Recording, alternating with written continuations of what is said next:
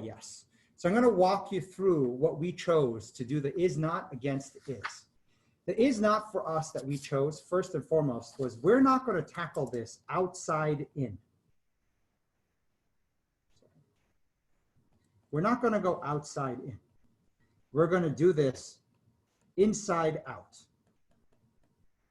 Meaning we're not going to start on this topic with thinking about PR moves, thinking about customers, thinking about investors and shareholders.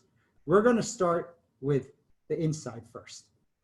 We're going to think about our people, and we're going to work from the inside out as opposed to coming up with statements and actions for the sake of the outside audience. We're going to start from the inside. The second thing that was important was this, and this is something that we learned through years of spending time with the best in research and everything on the understanding empathy. We said we are not going to do empathy first. And this is where people don't understand where empathy goes wrong is when you don't start with vulnerability first. Vulnerability. That's the pathway to empathy, vulnerability, starting with yourself. This is inside out, right? What are you thinking? How do you feel about it? What are you processing? That's vulnerable first. And vulnerable, by the way, is a word that people usually don't understand, and you have to experience it to know what vulnerable is. When you speak and you feel raw, you feel that someone could use what you said against you, now you're in the arena on vulnerability.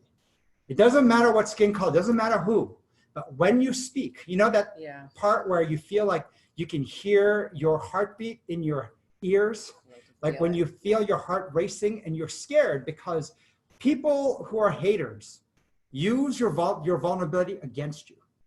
But that vulnerability, and I'll walk through kind of how to make sure you don't get hurt in the process, but vulnerability first, because what we found was this: a lot of leaders are told in their evaluations and their performance evaluations as a leader, you have to be more empathetic. You have to be more empathetic.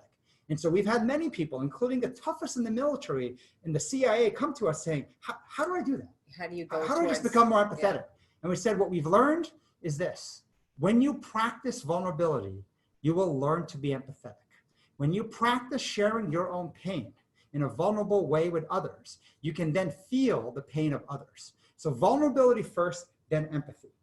And then the last one was this: we're not going to focus on the junior side first. We're going to focus on the senior side because they have a lot of challenges in this.